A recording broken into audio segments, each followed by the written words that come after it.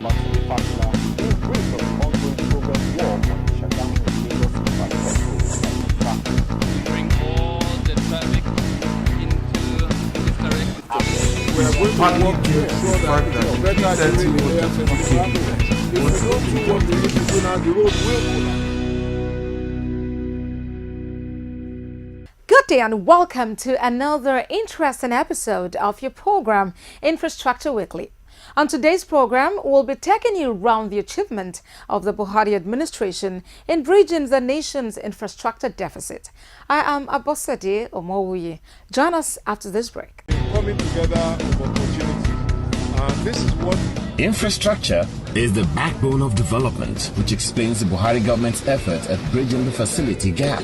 Infrastructure Weekly is a television package designed to bring you latest information on hundreds of development projects going on in various sectors all over the nation. there is no state in Nigeria today where you will not see our contractors busy at work. Power generation, rural electrification, road rehabilitations, national housing scheme, construction of roads and rail lines across the country, you name it. We are now able to produce 7,000 megawatt of power. That is no longer debatable. Infrastructure Weekly is Nigerians working together for a better Nigeria. So be better informed to take better informed decisions. Watch Infrastructure Weekly, showing on Channels Television, Thursdays 2:30 p.m., NTA Network Wednesdays 5 p.m., and QTV News Fridays at 8 p.m. Infrastructure Weekly, making development known. Thanks for staying tuned. We'll begin today's episode of the program from the housing sector, where the federal government has once again reiterated its determination to provide affordable houses for all Nigerians. Minister of State 2 for the Ministry of Power, Works and Housing, Suleiman Zarama, who was speaking in Abuja, said the government will provide houses for all Nigerians to meet contemporary challenges. The pressure of urbanization and demography is increasing. There is need for multi-level structures to reduce cost of land and infrastructure facilities, land acquisition problems, and the housing deficit. This is something that government in itself will want to see dealt with. Government alone cannot get this done. And that is why I was so very happy when I learned about this conference today and the fact that we have experts gathered here. The Abuja International Housing Show has been painstakingly nurtured for these 12 years by the organizers to bring to the fore the need for all stakeholders in the housing sector to key into in order to achieve adequate and affordable housing. The continuous participation of the Ministry of Power, Works and Housing is an indication of the relevance of the objectives of the Abuja Housing Show to the core mandate of the ministry. Representative of Secretary to the Government of the Federation, Boss Mustafa, and the Minister of Power, Works and Housing, Babatunde Fashola, urges key industry players in the housing sector to embark on the provision of affordable alternative housing projects to meet the needs of low-income earners in Nigeria.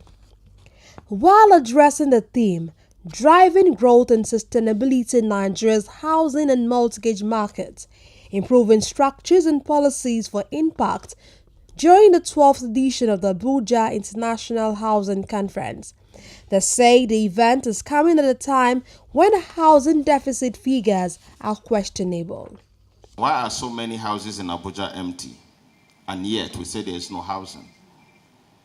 So I'm hoping that perhaps in the course of your deliberations in this conference, the Abuja Housing Show, that you will need to look at some of these issues. There are so many houses, so many built up, and yet no one is occupying them. In an effort to make housing available for all, the Federal Ministry of Power, Works and Housing has expanded accessibility and affordability that will guarantee sustainable access to houses of decent living standards. There's a contradiction in having 17 million housing deficits with hundreds of available unoccupied houses within the country. However, the income of the masses is so low that they can barely afford to subscribe to a mortgage plan from financial institutions. The President, Muhammadu Buhari-led federal government, in contributing its quota, is creating an enabling environment for the full participation of stakeholders in the private sector through restructuring of Federal Mortgage Bank of Nigeria to provide shelter for millions of Nigerians. The Muhammadu Buhari administration's policy thrust on housing is geared towards making quality lifestyle a way of life for the average Nigerian through the creation of a sustainable access to decent, safe, qualitative and affordable houses for the low and middle income earners. The Federal Ministry of Power, Works and Housing, being a valuable partner in the Abuja Housing Show, has with open hands accepted to accommodate and avail herself of the inputs and commitments of the show to driving government housing policy. The massive training of construction industry artisans across the country through the Office of Vice President has produced a lot of graduates, a lot of artisans with the relevant skills and competency that will drive our real estate sector.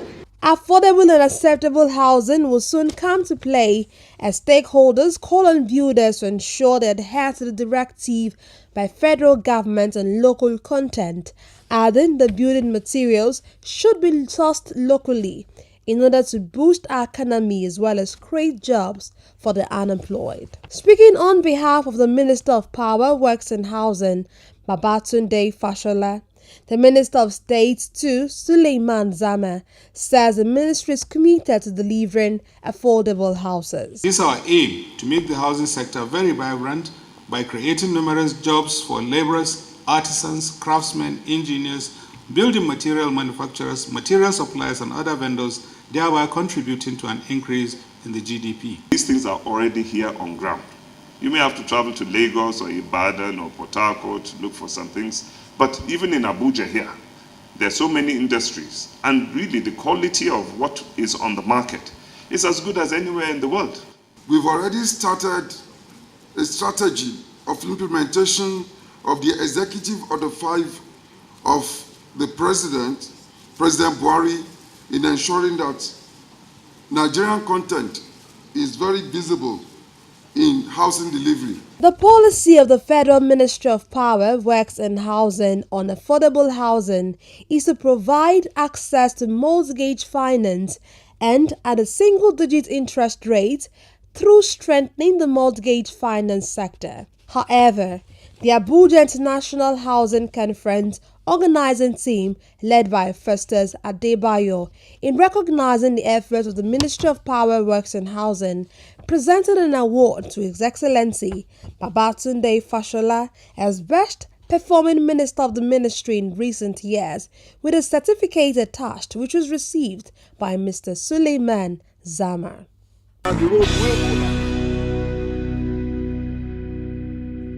Moving on from there, the federal government says it will continue to work to deliver world-class projects to all Nigerians.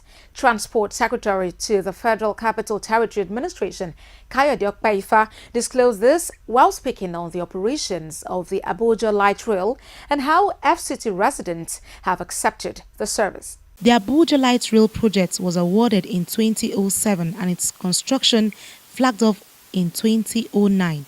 Has 6 lots, with Lot 1A and 3 commissioned for operation by President Muhammadu Buhari recently. The project, according to the FCTA Transport Secretary, has been well equipped with good maintenance system such as a washing bay, mini operation room at all the 12 stations, quality water and unadulterated diesel for the running of the train. Abuja is one of the lines.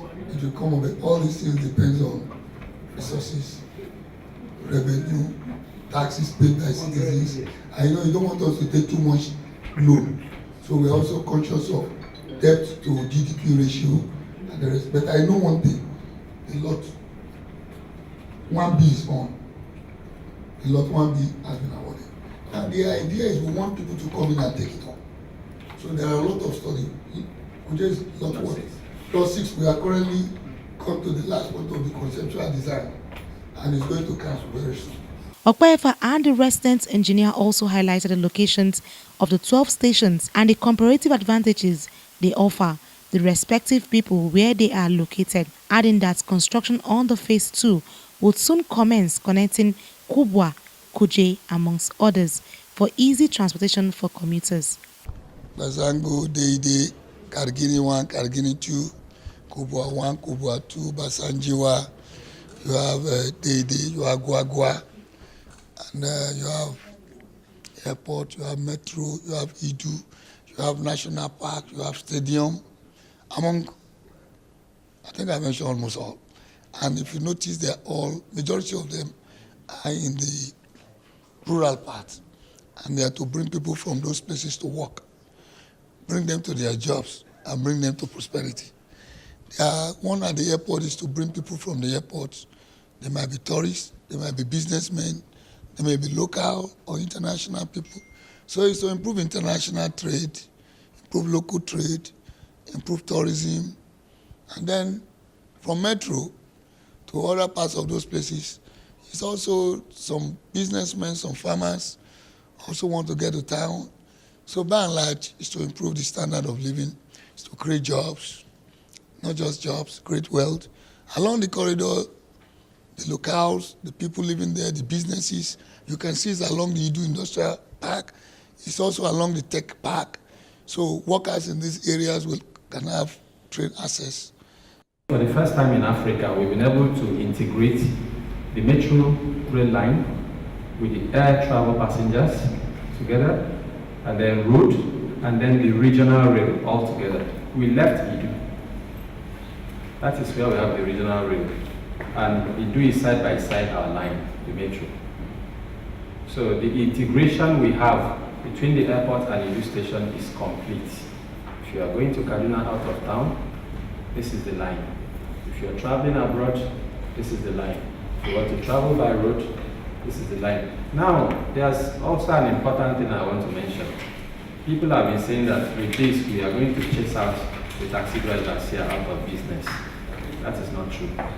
Some of the commuters commended the efforts of the administration and note that there is need for improvement, especially on security and facilities, saying that the light rail project should also be replicated in all the states of the Federation for easy movement of Nigerians within their respective states and across them. A lot of things have been saved. Accident rates on the road, you are reducing the population of vehicles on the road.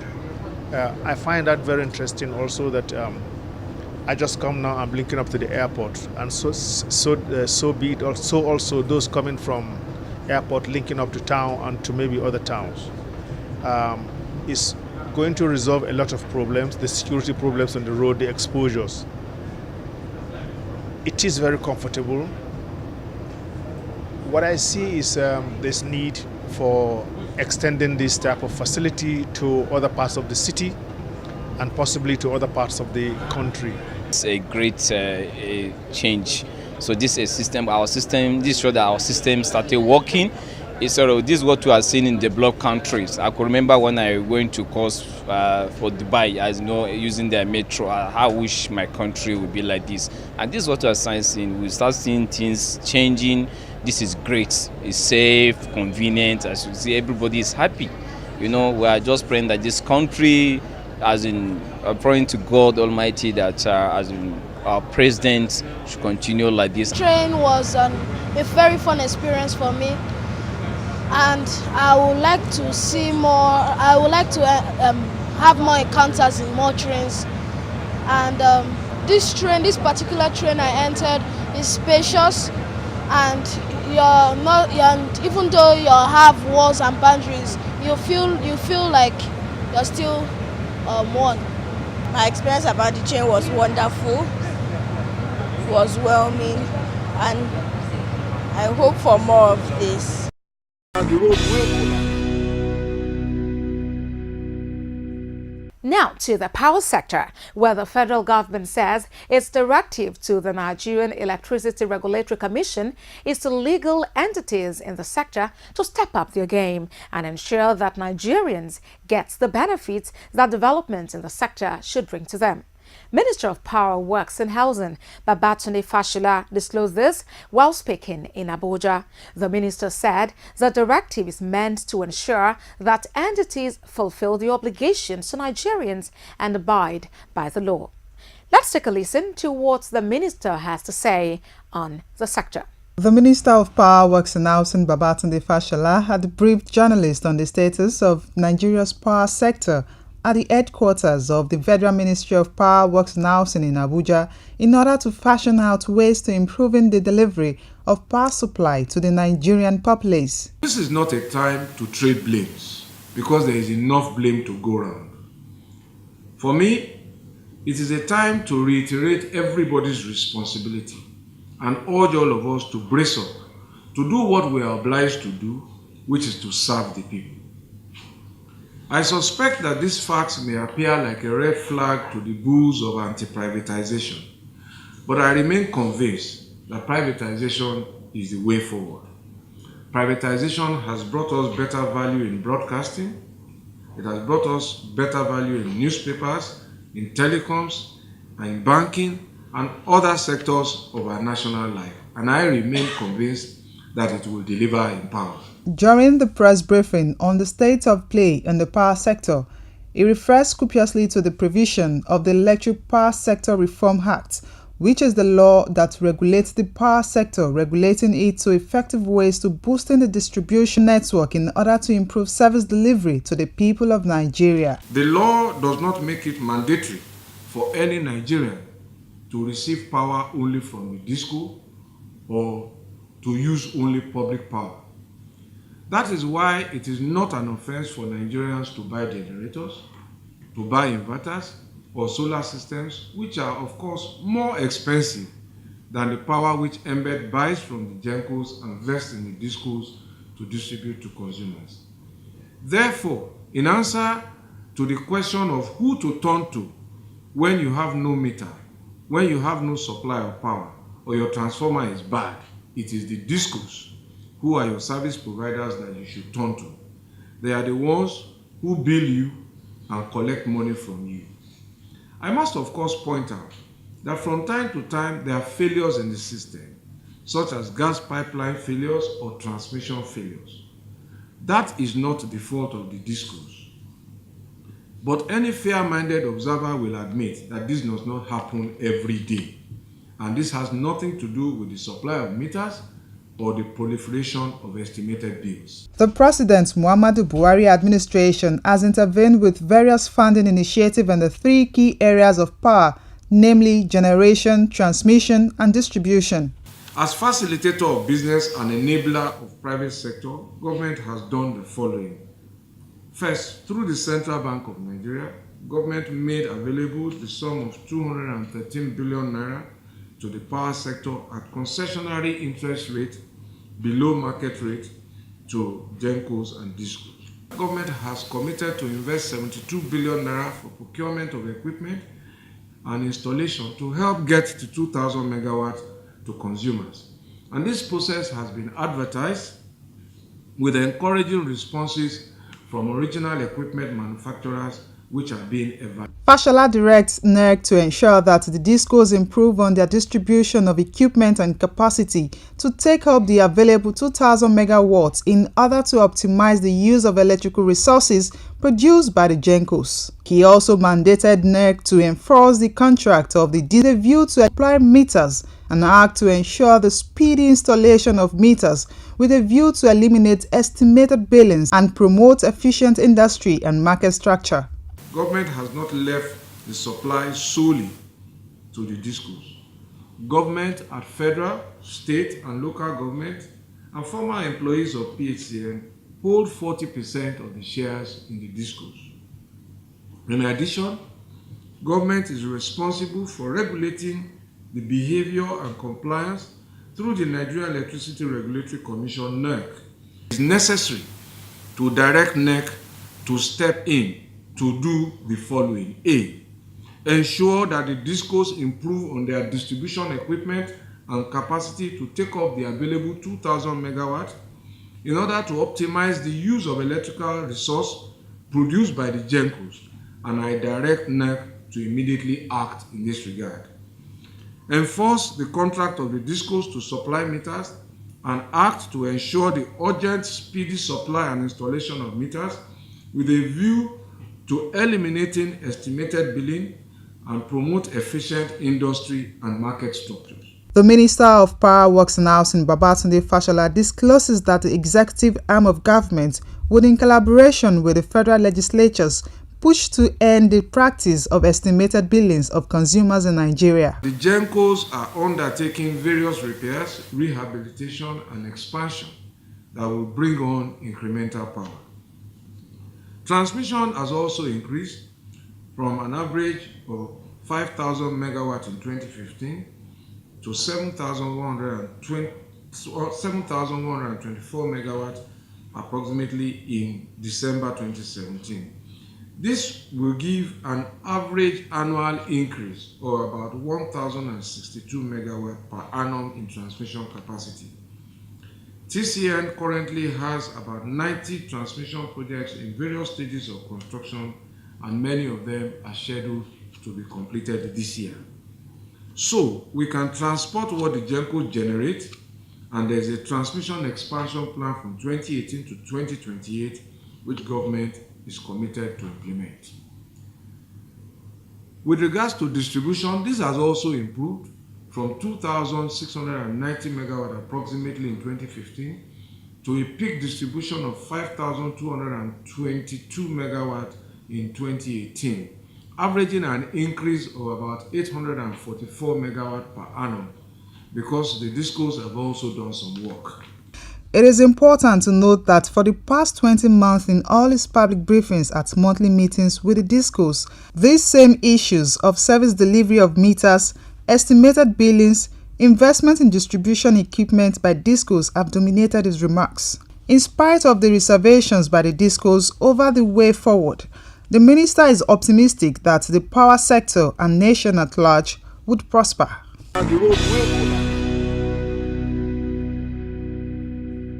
You can join the conversation of the program by following it and tweeting to us at infra_weekly, and by visiting our Facebook page at facebook.com/infrastructureweekly. Join us after this break as we hit the home stretch with the road sector. Don't go away.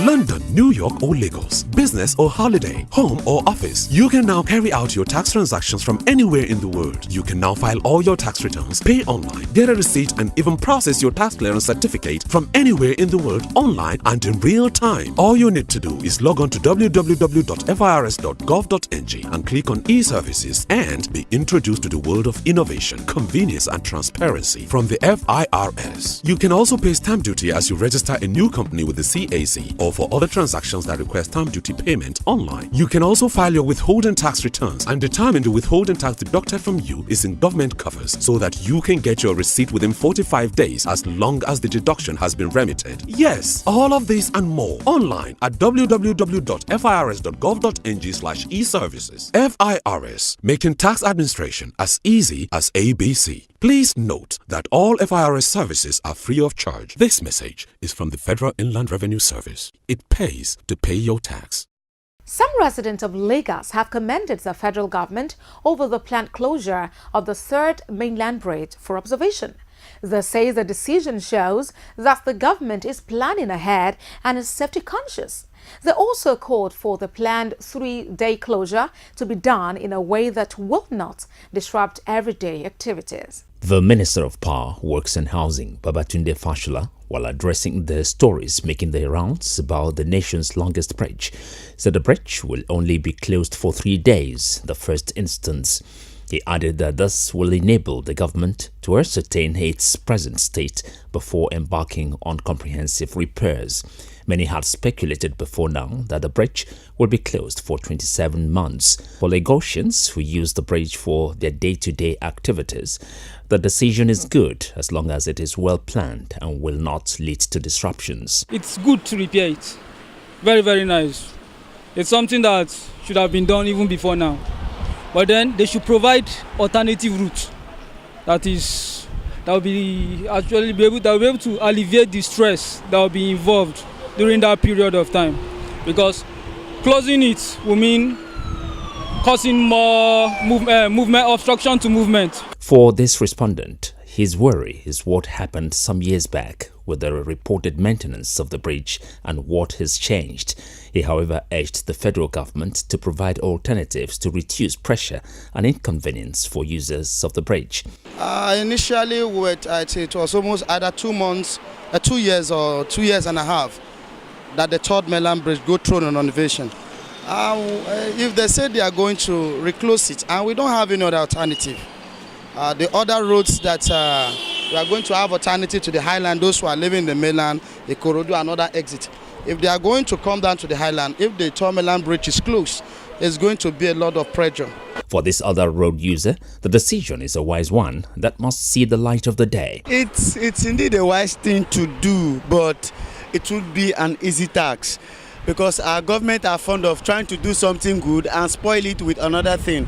So the third mainland bridge now, I don't really know how easy that will come for them because I don't see how they want to make an alternative for the people using the bridge, for the citizens that often use the bridge. The bridge will be closed for observation. That does it for this week's episode of the program Infrastructure Weekly. We'll be back again next week for another interesting episode. Until then, be a good citizen and continue to pay your tax and take ownership of all public utilities. Let's continue the conversation on social media. I am Abosede Omowuyi. Bye for now.